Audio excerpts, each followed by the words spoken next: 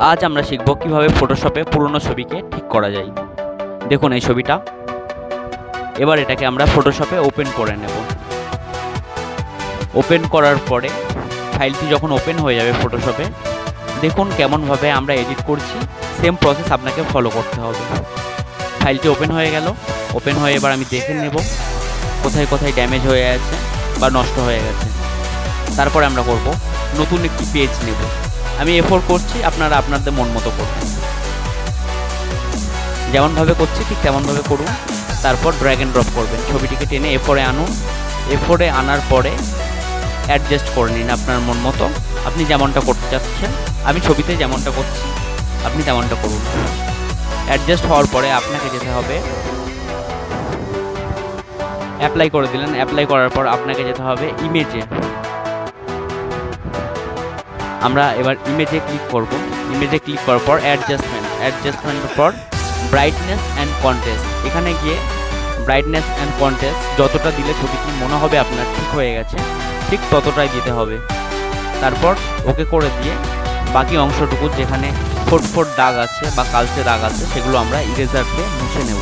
যতটা আপনার হাত যত পরিষ্কার হবে আপনার ডকুমেন্টসও ততটা পরিষ্কার হবে এবং নিখুঁত হবে।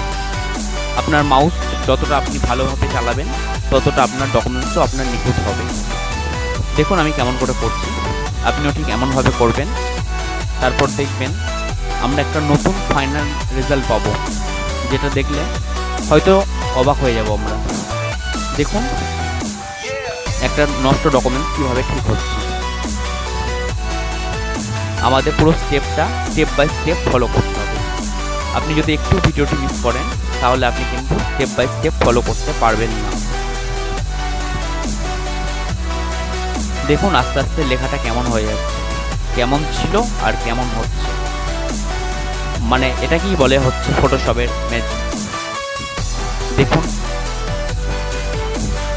যখন আমাদের ইরেজারের কাজ কমপ্লিট হয়ে যাবে, সব কিছু মোছা হয়ে যাবে, তারপরে এটিকে দেখতে একদম আশ্চর্যজনক লাগবে।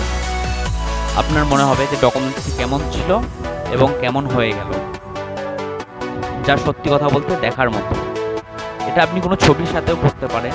আমি এটা একটা লেখা ছিল, লেখার সাথে করেছি। আপনি চাইলে যদি কোনো ছবির সাথে করতে চান তাহলে ছবির সাথেও করতে পারেন। প্রসেস সেমই, আপনাকে এই সেম প্রসেস ফলো করতে হবে।